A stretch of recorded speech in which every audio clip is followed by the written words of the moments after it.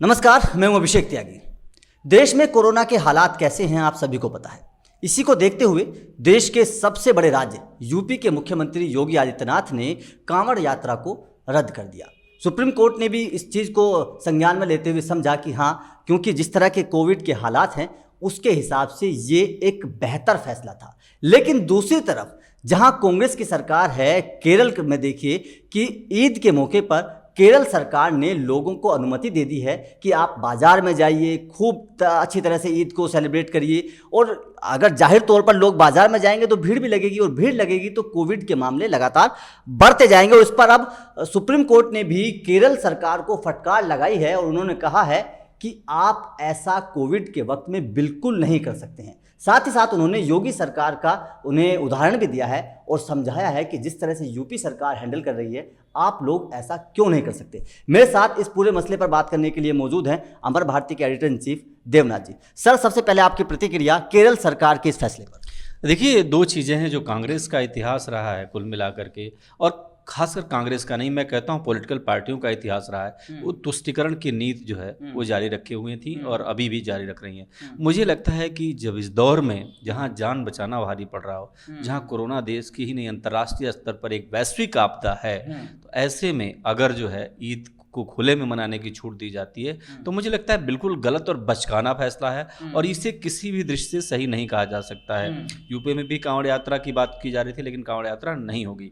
जाहिर सी बात है, अगर आप एक सरकार हैं, अगर आप एक राज्य की सरकार हैं, तो आपको जनता की भावनाएं के साथ साथ, जनता की भावनाओं के साथ साथ हमें तथ्य पर भी जाना होगा कि अगर लोग बाहर निकलते हैं, अगर लोग जो है बाहर जाकर के घूमेंगे फिरेंगे, मार्केट में जाएंगे, तो दिक्कतें बढ़ेंगी। और कोरोना तो इसी से फैल रहा है, उसकी चेन लगातार बढ़ती जाएगी। और हमने देखा है कि किस तरह से सड़क पर लोग मरने लगे थे इसी देश में, किस तरीके से हॉस्पिटल के बाहर लाइन लगी हुई थी, किस तरीके से ऑक्सीजन के लिए लोग जद्दोजहद कर रहे थे।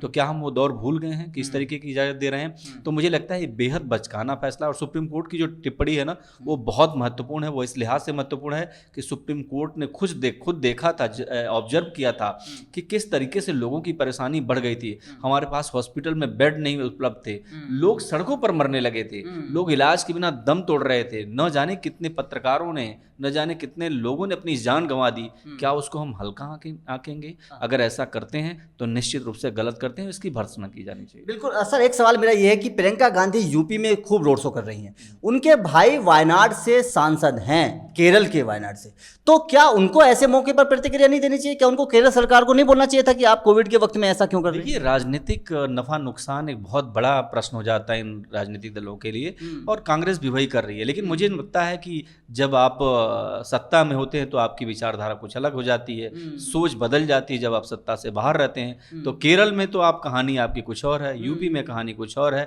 मुझे लगता है कांग्रेस को अब मैच्योर व्यवहार एक तरीके से दिखाना चाहिए, और ये ईद पर जो छूट दी जा रही है इसको तत्काल रोक देना चाहिए। और सुप्रीम कोर्ट की टिप्पणी से तो कम से कम सरकार को शर्मिंदा होना चाहिए कि ये क्या है, किस तरीके की व्यवस्था हम दे रहे हैं अपने नागरिकों को, जहां लगातार कोरोना केस बढ़े, जहां पर जो है हॉस्पिटल के बाहर भीड़ जमा हो, जहां लोग अपनी जानें गंवाएं। क्या हम इस तरीके का समाज चाहते हैं? बिल्कुल नहीं चाहिए हमें इस तरीके का समाज। ऐसे में वहां की सरकार को बिल्कुल ध्यान देना चाहिए कि इस तरीके की जो भी उन्होंने घोषणाएं की हैं उनको वापस लेकर के इस पर तत्काल विराम लगाना चाहिए।